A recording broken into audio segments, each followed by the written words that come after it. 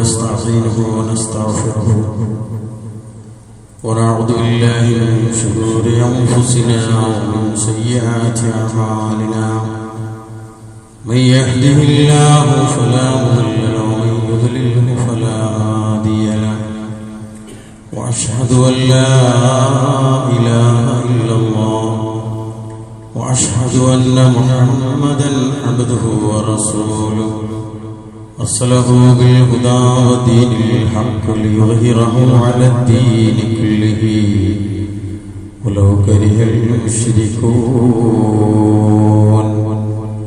اللهم صل على محمد وعلى آل محمد كما صليت على إبراهيم وعلى آل إبراهيم إنك حميد مجيد اللهم بارك على محمد وعلى آل محمد كما باركت على إبراهيم وعلى آل إبراهيم إنك حميد مجيد أما بعد فإن خير الحديث كتاب الله وخير الهدي محمد صلى الله عليه وسلم وشر الأمور محدثاتها وكل محدثة بدعة وكل بدعة ضلالة وكل ضلالة في النار أعوذ بالله من الشيطان الرجيم بسم الله الرحمن الرحيم يا أيها الذين آمنوا اتقوا الله حق تقاته ولا تموتن إلا وأنتم مسلمون يا أيها الناس أوصيكم وإياكم ولو بتقوى الله بسم الله الرحمن الرحيم الذين آمنوا ولم يلبسوا إيمانهم بظلم أولئك لهم الأمن وهم مهتدون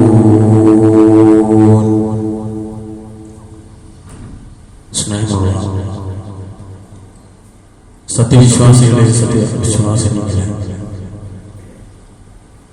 ഈ പ്രപഞ്ചത്തെയും ചരാചരങ്ങളെയും ഒക്കെ സൃഷ്ടിക്കുകയും സംരക്ഷിക്കുകയും പരിപാലിക്കുകയും ചെയ്യുന്ന അല്ലാഹു സുബ്ഹാനഹു വ തആലയുടെ നിയമങ്ങൾ, വിധിവിലക്കുകൾ, കൽപ്പനകൾ ജീവിതത്തിന്റെ നിഖില സമസ്ത മേഖലകളിലും കഴിവിന്റെ പരമാവധി കാത്തു സൂക്ഷിക്കണമേ എന്ന് അല്ലാഹു ദിവസങ്ങളിൽ ഏറ്റവും ശ്രേഷ്ഠമാക്കിയ ഈ യൗമുൽ ജുമുഅ നിങ്ങളെ ഓരോരുത്തരെയും ഉണർത്തുകയാണ്, ബോധിപ്പിക്കുകയാണ്, ഗൗരവപൂർവ്വം വസിയത്ത് നൽകുകയാണ്. അല്ലാഹുവിന്റെ നല്ല അടിമകളായി ജീവിക്കാനും അല്ലാഹു ഇഷ്ടപ്പെടുന്ന കർമ്മങ്ങൾ ചെയ്യാനും നമുക്ക് എല്ലാവർക്കും കുടുംബത്തിനുമൊക്കെ അല്ലാഹു തൗഫീഖ് നൽകി അനുഗ്രഹിക്കുമാറാവട്ടെ. ലോകത്തിന്റെ വ്യത്യസ്ത ഭാഗങ്ങളിൽ നിന്ന് മുസ്ലിം ഉമ്മത്തിന് കേൾക്കുന്ന വാർത്തകൾ വളരെ വേദനാജനകമാണ്. ഇസ്ലാമിക സമൂഹത്തിന് എന്നും അതിന്റെ ഉത്ഭവ കാലഘട്ടം മുതൽ തന്നെ ശത്രുക്കൾ ഉണ്ടായിട്ടുണ്ട്. മുസ്ലിങ്ങൾ എവിടെയെല്ലാം ലോകത്തിന്റെ ഭാഗങ്ങളിൽ ജീവിക്കുന്നുവോ അവിടെയൊക്കെ മുസ്ലിങ്ങളെ, ഇസ്ലാമിക സമൂഹത്തെ കല്ലും നഖവും ഒക്കെ ഉപയോഗിച്ച് എതിർക്കുക എന്നുള്ളത് ഇസ്ലാമിക ശത്രുക്കളുടെ ഒരു അജണ്ടയാണ് ഖിയാമത്ത് നാൾ വരെ നിലനിൽക്കുന്നത്. പക്ഷേ ഒരു മുസ്ലിമിനോട് അല്ലാഹു സുബ്ഹാനഹു വ തആല കൽപ്പിച്ച ചില കാര്യങ്ങൾ, അല്ലാഹു അവന്റെ അടിമകളോട് അക്രമം പ്രവർത്തിക്കുന്നത് നിഷിദ്ധമാക്കി. നമുക്ക് അക്രമം പ്രവർത്തിക്കുക എന്നുള്ളത് ഹറാമായ കാര്യമാണ്. മഹാനായ റസൂലുള്ളാഹി സ്വല്ലല്ലാഹു അലൈഹി വസല്ലം നമ്മെ പഠിപ്പിച്ചു. അല്ലാഹു തബാരക വ തആല അന്നഹു ഖാല യാ ഇബാദി ഇന്നി ഹറംതു ളുൽമ അല നഫ്സി വജഅലഹു ബൈനകും മുഹറമൻ ഫലാ തവാലബു, നിങ്ങൾ എന്ത് ചെയ്യാൻ പാടില്ല, എന്റെ ദാസന്മാരെ നിങ്ങൾക്ക് ഞാൻ അക്രമം നിഷിദ്ധമാക്കിയിരിക്കുന്നു, നിങ്ങൾക്കിടയിലും ഞാൻ അക്രമം നിഷിദ്ധമാക്കിയിരിക്കുന്നു, അതിനാൽ നിങ്ങൾ പരസ്പരം അക്രമം കാണിക്കരുത്. ഇപ്പൊ നമ്മെ സംബന്ധിച്ചിടത്തോളം നമ്മളെ ഒരാൾ ആക്രമിക്കുമ്പോൾ അതേ നാണയത്തിൽ തിരിച്ച് ആക്രമിക്കുക എന്നുള്ളത് ഒരു മുസ്ലിമിന്റെ നയമല്ല, ഒരു ഇസ്ലാമിക സമൂഹത്തിന്റെ അല്ലെങ്കിൽ ഇസ്ലാമിക വിഭാഗത്തിന്റെ നയമല്ല.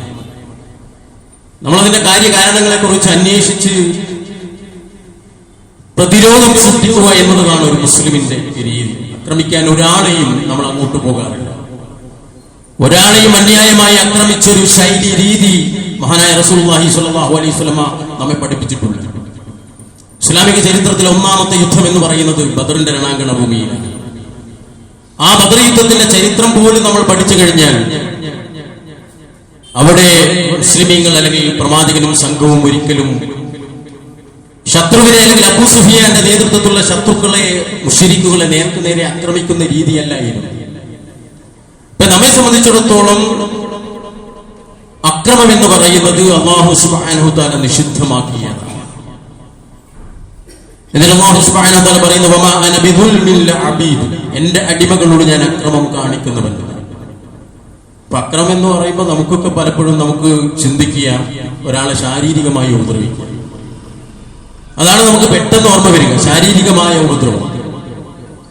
എന്നാൽ അക്രമത്തിൽ ഉൾപ്പെടുന്നത് മാതാപിതാക്കളെ ദ്രോഹിക്കുന്ന വിഷയം വിശുദ്ധ ഖുർആൻ അക്രമത്തിലാണ് പഠിപ്പിച്ചിട്ടുള്ളത്. ദുൽമെന്നാ പറഞ്ഞത്. മാതാപിതാക്കളുമായി ബന്ധത്തിൽ അവന്റെ സമീപനത്തിൽ അല്ലെങ്കിൽ അവരുടെ സമീപനങ്ങളിൽ മക്കളുടെ പെരുമാറ്റങ്ങളിൽ ഉപ്പയ്ക്കും ഉമ്മയ്ക്കും എന്തെങ്കിലും ഇഷ്ടപ്പെടാത്തത് വന്നു ലഭിക്കുന്നുണ്ടോ അതുപോലും വിശുദ്ധ ഖുർആൻ പഠിപ്പിച്ചത് ദുൽമാണ്. പിന്നെ അയൽവാസികളെ സ്വസ്ഥത ഇല്ലാതെ വെക്കുക, അയൽവാസിയെ സ്വസ്ഥത ഇല്ലാതാക്കുക, സ്വസ്ഥത കെടുത്തുക, അങ്ങനെ എത്രയോ ആളുകളുണ്ട്. അവരെ കുറിച്ച് നാട്ടിൽ പറയും ഭയങ്കര മുത്തക്കിയാണ്. പക്ഷെ തന്റെ വീടിന്റെ അയൽവക്കത്ത് താമസിക്കുന്ന ആളുകളോട് പോലും വളരെ മോശമായി പെരുമാറുന്ന ആളുകൾ, അവരുടെ അവകാശങ്ങൾ നിഷേധിക്കുന്നവൻ, അവരുടെ വഴി തടയുന്നവൻ, അവർക്ക് അത്യാവശ്യമായ വേണ്ട സാധനങ്ങൾ പോലും എത്തിച്ചു കൊടുക്കാത്തവൻ, അവൻ നല്ല മുസ്ലിം അല്ല, അവൻ അക്രമം ചെയ്യുന്നവനാണെന്നാണ് അള്ളാഹുവിന്റെ കൽപ്പന. പിന്നീട് പറഞ്ഞു, തന്റെ കീഴിലുള്ളവരെ മാനസികമായി പീഡിപ്പിക്കുക. അത് തൊഴിലാളികളെ മുതലാളിമാര് പീഡിപ്പിക്കുന്ന കാര്യം. അതുപോലെ തന്നെ തന്റെ അധികാരം ഉപയോഗിച്ച് തന്റെ കീഴിലുള്ള ആളുകളെ സ്വസ്ഥതകെടുത്ത്, ഇന്ന് ലോകത്ത് കാണുന്നതാണ്. കുറെ ആയുധങ്ങളുള്ളവർ, പച്ചപ്പാവങ്ങളായ അല്ലെങ്കിൽ ആയുധ ബലമില്ലാത്തവർ, ജനസാന്ദ്രത കുറഞ്ഞവർ, അവരുടെ മേൽ കൊടിയ അക്രമം ഉണ്ടാക്കുന്നു. ആയുധങ്ങൾ ലോകത്ത് വലിയ വില കൊടുത്തു വാങ്ങുന്നു. അതിൽ ആനന്ദം കണ്ടെത്തുന്ന ആളുകൾ. ഇപ്പൊ നിങ്ങൾ നോക്കൂ, നമ്മുടെ സോഷ്യൽ മീഡിയ കമന്റുകളിലൊക്കെ ഖത്തറിൽ നടന്ന ആ ആക്രമണത്തിന്റെ അടിയിൽ ആളുകൾ കൊടുക്കുന്ന, ഇസ്രായേൽ നടത്തിയ ആക്രമണത്തിന് അടിയിൽ കൊടുക്കുന്ന വർഗീയപരമായ പരാമർശങ്ങൾ. ഒരു മുസ്ലിം നാട്ടിലാണ്, മുസ്ലിങ്ങളാണ് മരിക്കുന്നത്, മുസ്ലിം ഭൂരിപക്ഷ പ്രദേശങ്ങളിലാണ് ബോംബ് വർഷിക്കപ്പെടുന്നത്. അതുകൊണ്ട് വലിയ രൂപത്തിൽ സന്തോഷിക്കുന്ന ഒരു വലിയ വിഭാഗം വർഗീയവാദികൾ നമ്മുടെ രാജ്യത്ത് വരെ വളർന്നു വരുന്ന അപകടകരമായ അവസ്ഥയിലേക്കാണ് ഇന്നിന്റെ സമൂഹം പോകുന്നത്. നമുക്കിതിലൊക്കെ വലിയ നിലപാടുകളുണ്ട്, കൃത്യമായ നിലപാടുണ്ട്. ആക്രമിക്കുമ്പോൾ തിരിച്ചേത് രൂപത്തിൽ പ്രതിരോധിക്കണം. മുസ്ലിം ഉമ്മത്തിന് മുസ്ലിം രാജ്യങ്ങളിൽ അക്രമങ്ങൾ ഉണ്ടാകുമ്പോൾ, ബുദ്ധിമുട്ടുണ്ടാകുമ്പോൾ മുസ്ലിമിനെ സംബന്ധിച്ചിടത്തോളം ലോകത്തിന്റെ ഏത് കോണിലുള്ള മുസ്ലിമായാലും ആ മുസ്ലിമിന് കൃത്യമായ നിലപാടുണ്ട്. അവിടെ വൈകാരികമായ നിലപാടുകളല്ല നമ്മുടേത്. നമുക്ക് അവിടെ അള്ളാഹു പറഞ്ഞ ഈ രൂപത്തിലുള്ള നമുക്ക് കൃത്യമായ ചില കാര്യങ്ങൾ നമുക്ക് പാലിക്കപ്പെടേണ്ടത്. എടുത്തുചാട്ടം നമുക്ക് പറഞ്ഞല്ലോ. ചില ആളുകൾ ചെയ്യും, എന്താണ് നിങ്ങൾ തിരിച്ചടിക്കാത്തത്, എന്താണ് മൊത്തം ബോംബിട്ട് നശിപ്പിക്കാത്തത്? മഹാനായ റസൂലുള്ളാഹി സ്വല്ലല്ലാഹു അലൈഹി വസല്ലം ത്വായിഫിൽ പോയി. പ്രവാചകന്റെ കുടുംബത്തിൽ സഖീഫ് ഗോത്രക്കാരായ പ്രവാചകന്റെ അമ്മാവന്മാർ താമസിക്കുന്ന കുടുംബം. കൊടിയ പീഡനം റസൂലുള്ളാഹിക്ക് മക്കയിൽ നിന്നുണ്ടായി, ശക്തമായ അടിയുണ്ടായി. പ്രവാചകന് ഭക്ഷണം പോലും കൊടുക്കാതെ ഷീബ് അബി താലിബിൽ പ്രവാചകൻ സ്വല്ലല്ലാഹു അലൈഹി വസല്ലമയും സഹാബത്തിനെയും വളരെ ക്രൂരമായി മക്കക്കാർ പീഡിപ്പിച്ചു. അബൂബക്കർ സിദ്ദീഖ് റളിയല്ലാഹു അൻഹുവിന്റെ മുഖത്തുനിന്ന് അടികൊണ്ട് ചോരയൊലിച്ച സംഭവങ്ങൾ ഉണ്ടായി, പല്ലുപൊട്ടിയ സംഭവങ്ങൾ ഉണ്ടായി. റസൂൽ പ്രതീക്ഷിച്ചു, എന്റെ ഉമ്മന്റെ കുടുംബക്കാർ ഉണ്ടല്ലോ തായിഫിൽ, 75 കിലോമീറ്റർ ഉണ്ട് മക്കയിൽ നിന്ന് തായിഫിലേക്കുള്ള ദൂരം. അവിടെ എത്തിക്കഴിഞ്ഞാൽ എന്റെ ഉമ്മയുടെ ആങ്ങളമാർ എന്നെ സഹായിക്കും. അവരുടെ അവിടുത്തെ വലിയ കാരണവന്മാരാണ്. പക്ഷേ അവരെ മനസ്സിൽ വന്ന എന്താണെന്നറിയോ? അവർ ഈഗോയാണ്. ഈ മുഹമ്മദിനെയാണോ സല്ലല്ലാഹു അലൈഹി വസല്ലമ ഒരു റസൂലായി, ഒരു പ്രവാചകനായി തിരഞ്ഞെടുത്തത്? നിങ്ങൾ വിശ്വസിക്കാൻ തീരും. അവിടെയുള്ള പിള്ളേരെ വിട്ട്, കുട്ടികളെ വിട്ട് മഹാനായ റസൂലുള്ളാഹി സ്വല്ലല്ലാഹു അലൈഹി വസല്ലമയെ കല്ലെറിഞ്ഞു ഓടിച്ചു. റസൂലുള്ളാഹിന്റെ അടുത്ത് വന്ന് ജിബ്രീൽ ചോദിച്ചു, അല്ലാഹുവിന്റെ റസൂലേ, ഈ രണ്ട് വലിയ മലകൾ ഞാൻ ഇടുക്കിയിട്ട് ഈ തായിഫ് എന്ന് പറയുന്ന പ്രദേശത്തുള്ള മുഴുവൻ മുശ്രിക്കുകളെയും മനുഷ്യരെയും നശിപ്പിച്ചു കളയട്ടെയോ, നിങ്ങളൊരു പെർമിഷൻ തന്നാ മതി എന്ന് പറഞ്ഞു.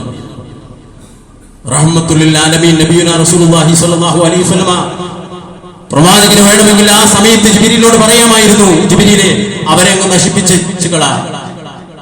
പ്രവാചകൻ പറഞ്ഞില്ല. പ്രവാചകൻ പറഞ്ഞു, അവർ അറിവില്ലാത്തവരാണ്, അവർ ജാഹിലുകളാണ്. അതുകൊണ്ട് ജിബ്രീലേ, അവർക്ക് അറിവ് വെക്കുന്ന കാലം അവർ ഇസ്ലാമിന്റെ പാന്താവിലേക്ക് അവർ വരും. അതുവരെ ജിബ്രീലേ അവരെ വിട്ടേക്കണമെന്ന് പറഞ്ഞു. ഇന്ന് തായിഫ് എന്ന് പറയുന്ന ആ പ്രദേശം ഇസ്ലാമിക ഭൂമികയാണ്. ഇസ്ലാമിക മുസ്ലിങ്ങളാണ് അവിടെ മുഴുവനായിട്ടുള്ളത്. പ്രവാചകന്റെ അന്നത്തെ തേട്ടം, പ്രവാചകന്റെ അന്നത്തെ ക്ഷമ, പ്രവാചകന്റെ അന്നത്തെ കാരുണ്യം, അതാണ് മുഹമ്മദ് റസൂൽ സ്വല്ലല്ലാഹു അലൈഹി വസല്ലം. അല്ലാതെ കഴിഞ്ഞ ആഴ്ചയൊക്കെ നമ്മുടെ റോഡിൽ ബ്ലോക്ക് ഇട്ടിട്ട് ആയിരക്കണക്കിന് വാഹനങ്ങൾ ബ്ലോക്ക് ചെയ്തിട്ട് ആളുകളെ കൊണ്ട് മുഹമ്മദ് മുസ്തഫ സ്വല്ലല്ലാഹു അലൈഹി വസല്ലമയെ പറപ്പിച്ച പ്രവാചക സ്നേഹവും പ്രവാചകന്റെ ഹുക്കുമല്ല യഥാർത്ഥ പ്രവാചക സ്നേഹം എന്ന് മുസ്ലിമീങ്ങളെ, വിശ്വാസികളെ നമ്മൾ മനസ്സിലാക്കണം. അപ്പൊ നമുക്ക് അക്രമം പാടില്ല, അക്രമം നമ്മൾ ചെയ്യാൻ പാടില്ല. പണിയെടുപ്പിച്ച ശേഷം തൊഴിലാളികൾക്ക് കൂലി നിഷേധിക്കൽ അക്രമത്തിന്റെ രൂപത്തിൽ പറഞ്ഞു.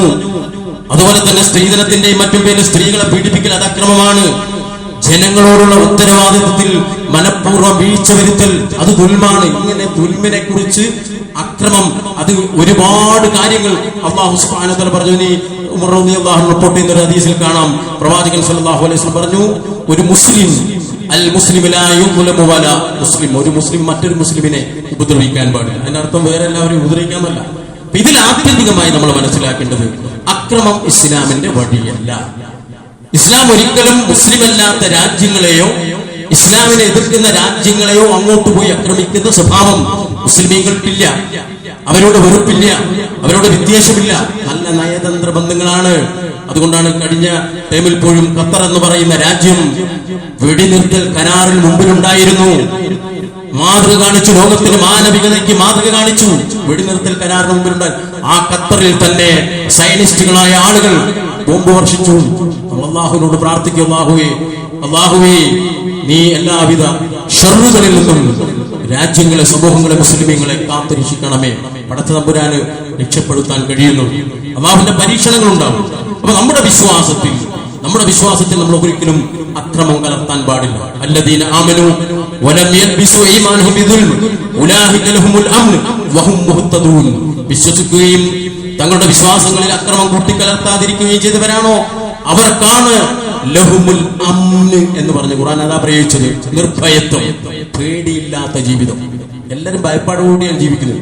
ബോംബ് വർഷിക്കുമ്പോഴും യുദ്ധത്തിന്റെ സാഹചര്യം ഉണ്ടാകുമ്പോഴും ഭീഷണി പറയുമ്പോഴും ഇനിയും ബോംബിടുന്നാ പറയുന്നത്, ഇനിയും കൊന്നെടുക്കുമെന്നാണ് പറയുന്നത്. പക്ഷെ ഇത് പറയുമ്പോഴും ഒരു മുസ്ലിമിന്റെ വിശ്വാസം, ഇസ്ലാമിക സമൂഹത്തിന്റെ വിശ്വാസം ലഹുമുൽ അംന്, അല്ലാഹു അവർക്ക് നിർഭയത്വം നൽകും. അല്ലാഹു നിർഭയത്വം നൽകും. ആ നിർഭയത്വമുള്ള ആളുകളെ കുറിച്ച് അല്ലാഹു പറഞ്ഞു, വഹും മുഹ്തദൂൻ, അവരാണ് വിജയം പ്രാപിച്ചവർ, നിർഭയത്വമുള്ളവർ.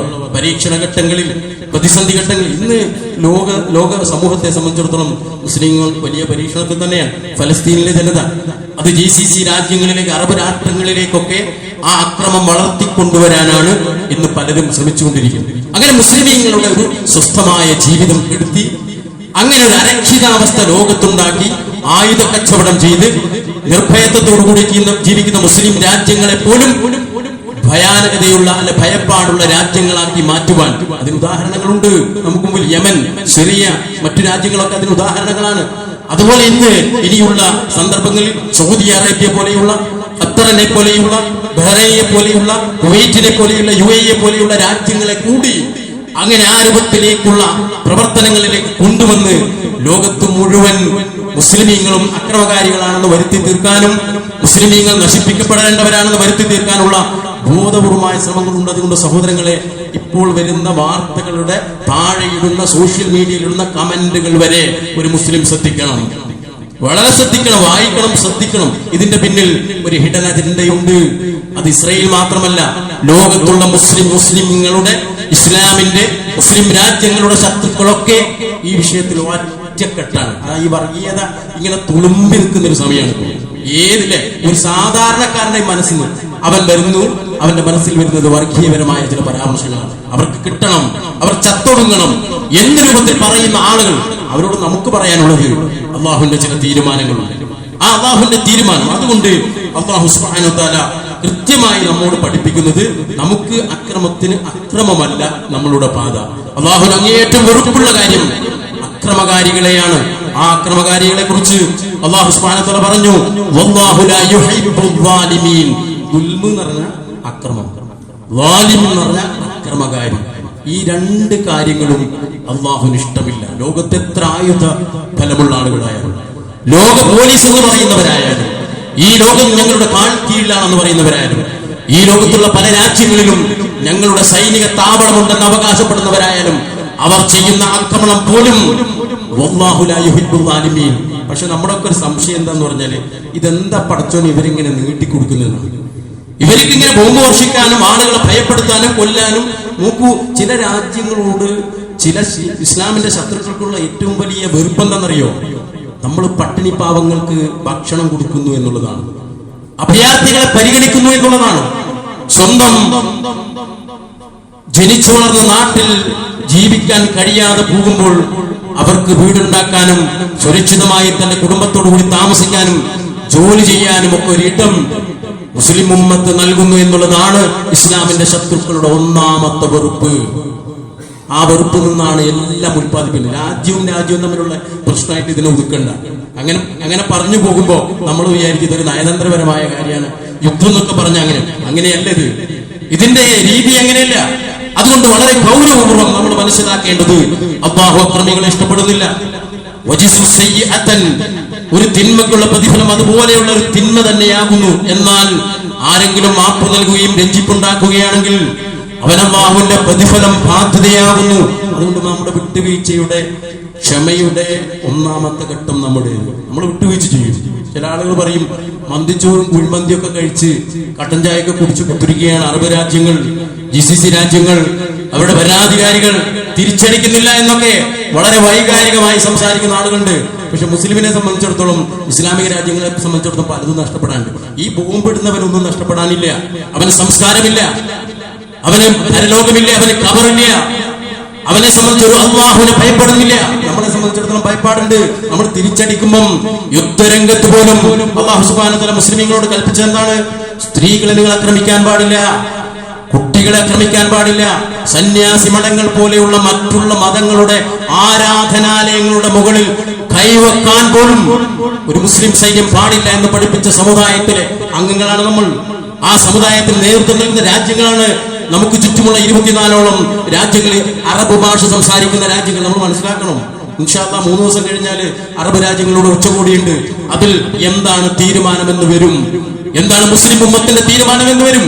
നമ്മൾ നിരപരാധികളോ, നമ്മൾ ഒരിക്കലും ശക്തിയില്ലാത്തവരല്ല, നമ്മൾ കഴിവുകെട്ടവരല്ല. പക്ഷെ നമ്മളുടെ തീരുമാനങ്ങൾ ഇതാണ്.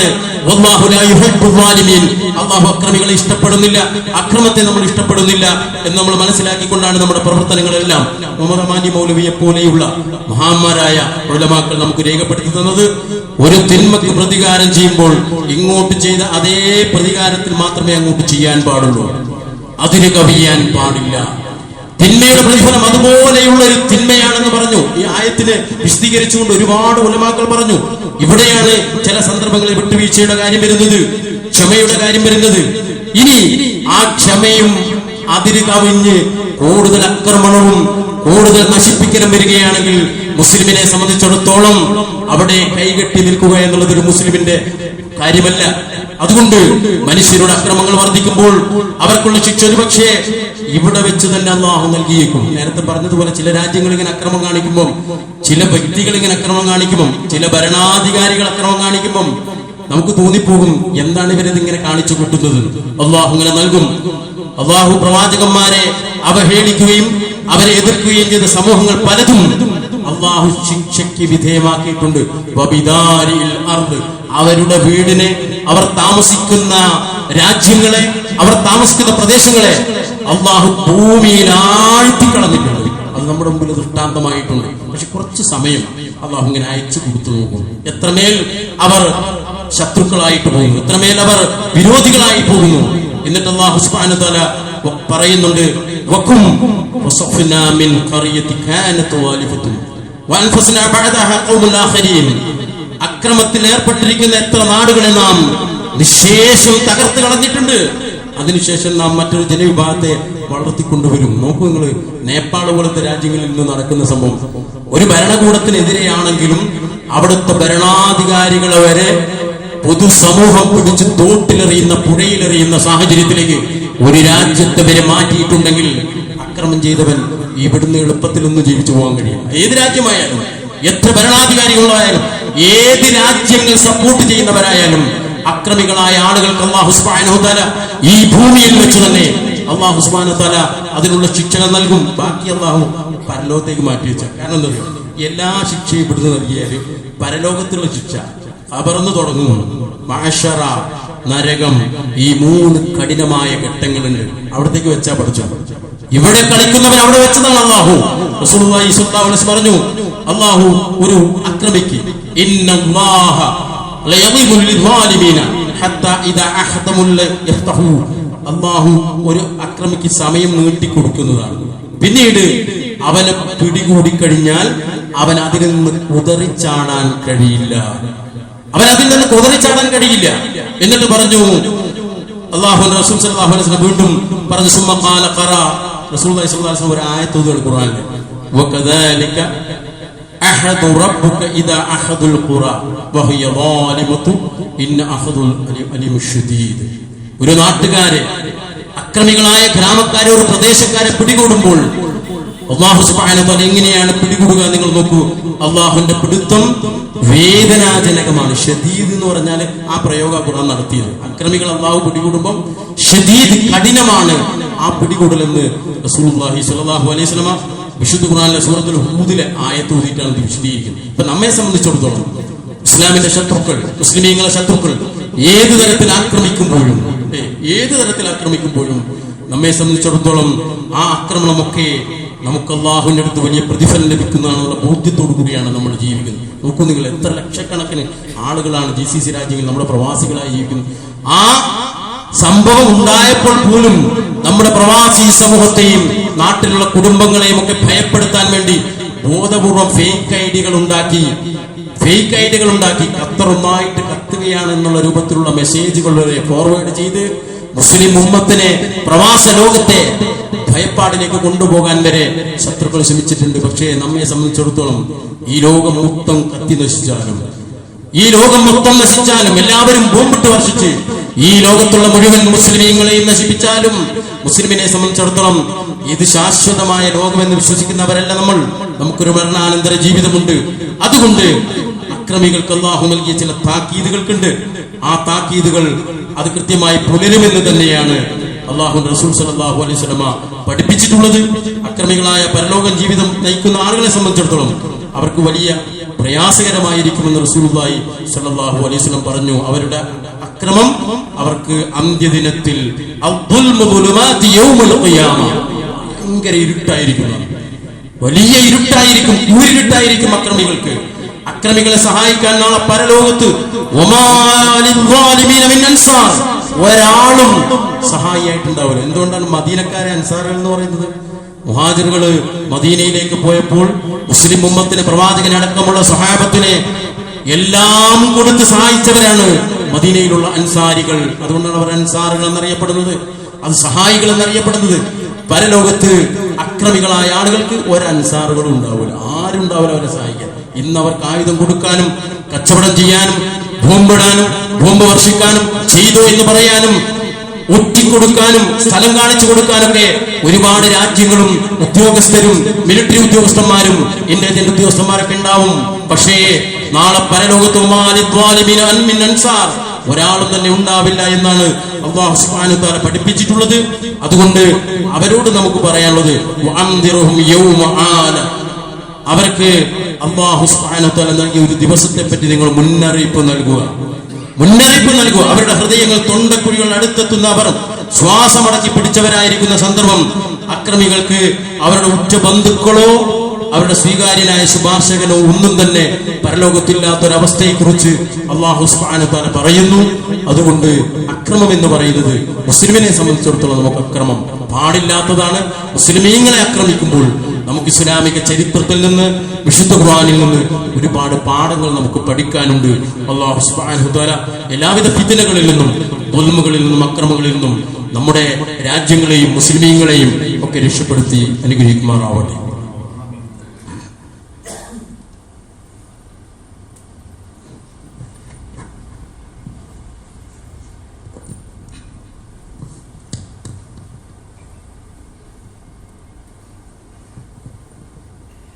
അൽഹംദുലില്ലാഹ്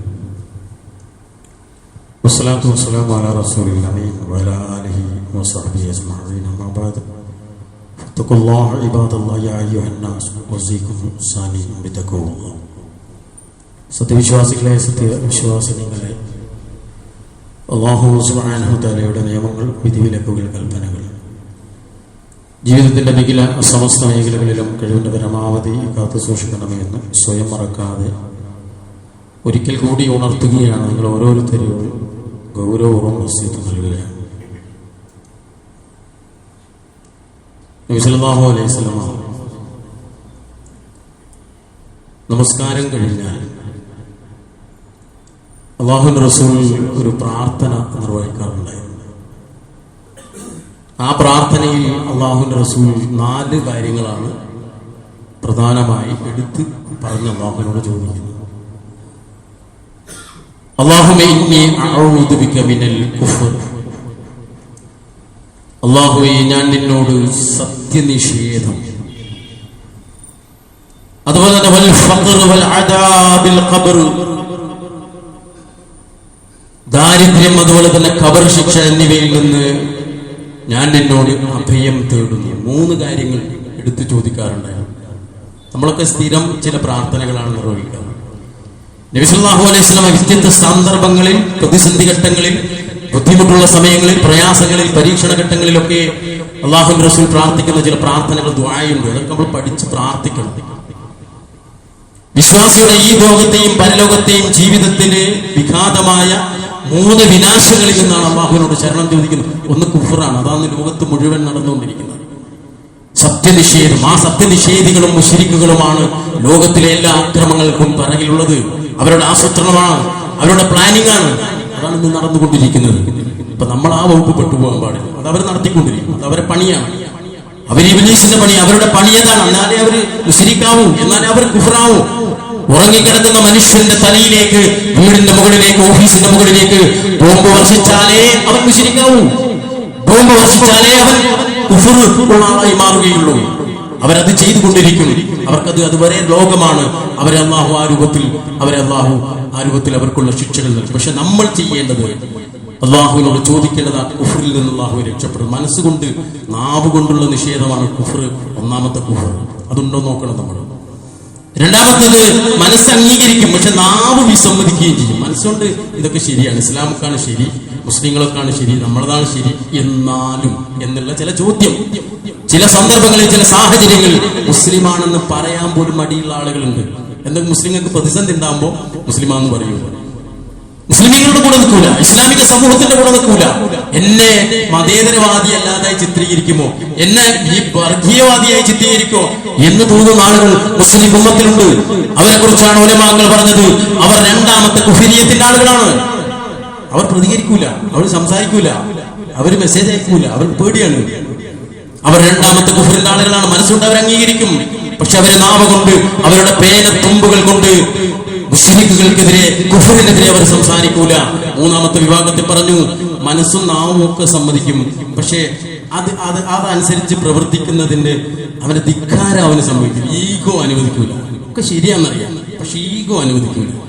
ആ ഈഗോ അനുവദിക്കാത്ത ആളുകൾ.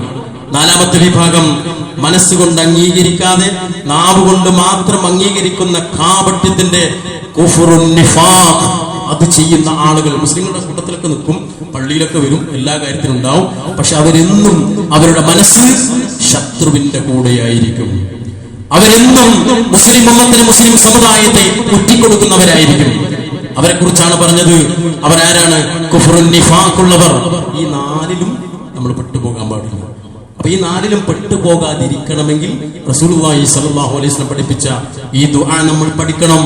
അല്ലാഹുമ്മ ഇന്നി അഊദു ബിക മിനൽ കുഫ്രി വൽ ഫഖ്രി വൽ അദാബിൽ ഖബ്ർ. അല്ലാഹുവേ, ഖബർ ശിക്ഷയിൽ നിന്നുള്ള എല്ലാ കാര്യങ്ങളിൽ നിന്നും അല്ലാഹുവേ ഞങ്ങളെ കാത്തുരക്ഷിക്കണേ. ഇവിടെ ബോംബിടുന്നവനും ആക്രമിക്കുന്നവനും എല്ലാവരെയും ശരീരത്തിൽ നിന്ന് റൂഹ് എന്ന് പറയുന്ന സംഗതി തിരിച്ചുപോയാൽ അവരെയും കൊണ്ടൊക്കെ മണ്ണിലേക്കാണ്. ആ മണ്ണിൽ കൊണ്ടെക്കുന്നവനെയും കത്തിച്ചു കളയുന്നവനെയും ദഹിപ്പിച്ചു കളയുന്നവനെയും അല്ലാഹു ബർസഖിയായ ഒരു ജീവിതമുണ്ട്. ഇവിടെയുള്ള ഏത് മനുഷ്യനെ നശിപ്പിച്ചാലും, ഏത് രാജ്യത്തേക്ക് അക്രമം പുറപ്പെടുവിച്ചാലും, ഏത് കുഞ്ഞുങ്ങളെ കൊന്നൊടുക്കിയാലും, ഏത് സ്ത്രീകളെ നശിപ്പിച്ചാലും, ഏത് രാജ്യത്തിന്റെ പരമാധികാരത്തിൽ അവന്റെ അധികാരം ഉപയോഗിച്ച് അവൻ കയറിക്കൂടിയാലും അള്ളാഹു അവനെ ഒരു പിടുത്തുണ്ട്. പടച്ചോന് ഖബറിലെത്തിയ ഉടനെ ഒരു പിടുത്തുണ്ട്. ആ പിടുത്തത്തിൽ അമർന്നു പോകാനേ ഇന്നിവിടെ കാണിക്കുന്ന അധികാരികളും ഇന്നിവിടെ അക്രമം കാണിക്കുന്നവരുമുള്ളൂ എന്നുള്ള ബോധ്യം മുസ്ലിം സമുദായം എന്നുള്ളവർക്ക് നമുക്കെങ്കിലും ബോധ്യപ്പെട്ടിട്ടില്ലെങ്കിൽ നമ്മുടെ ജീവിതം ഭയങ്കര നിരാശരായിരിക്കും. നമ്മൾ ശക്തി കുറഞ്ഞവരാവും, നമ്മൾ ദുർബലരാവും. നമ്മൾ നേരത്തെ പറഞ്ഞ ഉലാഹിക ലഹുമുൽ അംൻ, ആ നിർഭയത്വം ഇല്ല ഉള്ള ആളുകളിൽ നിന്ന് തെറിച്ചുപോയി നമ്മളിങ്ങനെ പേടിച്ച് വില്യാപ്പള്ളി കൂടിയൊക്കെ ഇങ്ങനെ ജീവിക്കുന്ന ആളുകളായി മാറും. എവിടെയും ഭയപ്പെട്ട് ജീവിക്കേണ്ടവനല്ല മുസ്ലിം. അഭിമാനബോധത്തോടുകൂടി അള്ളാഹുവിനെ ആരാധിച്ച് റബ്ബിനോട് പ്രാർത്ഥിച്ചു അള്ളാഹുവിന്റെ കാവല് ചോദിച്ചു, അള്ളാഹുവേ ഞങ്ങൾക്ക് നീ തണല് നൽകണമേ. ഞങ്ങളുടെ പ്രവാസ ലോകത്ത് ആശങ്കയിൽ ജീവിക്കുന്ന ഞങ്ങളുടെ സഹോദരങ്ങൾക്ക്, ഞങ്ങളുടെ മക്കൾക്ക്, ഞങ്ങളുടെ ഭർത്താക്കന്മാർക്ക് അള്ളാഹുവേ അവർക്ക് അമ്ന് നൽകണമേ നാഥ. മുസ്ലിം ഭരണാധികാരികൾക്ക്, പ്രത്യേകിച്ച് GCC രാജ്യങ്ങളിലുള്ള ഭരണാധികാരികൾ അള്ളാഹുവേ ശക്തമായ തീരുമാനങ്ങൾ എടുക്കാനും അതുപോലെ തന്നെ ഓരോ രാജ്യത്തെ മുസ്ലിം ഉമ്മത്തിനെ സംരക്ഷിച്ചു നിർത്താനും അള്ളാഹുവെ നല്ല തീരുമാനങ്ങൾ എടുക്കാനും ആ രാജ്യത്തെ ഭരണാധികാരികൾക്ക് നീ ഖൈറ് പ്രദാനം ചെയ്യണേ, നല്ല മനസ്സ് നൽകണമേ നാഥ. അള്ളാഹുവെ ആ രൂപത്തിൽ കരുത്തും അതുപോലെ തന്നെ സന്മനസ്സും അമ്നും നീ നൽകി അനുഗ്രഹിക്കണമേ നാഥ.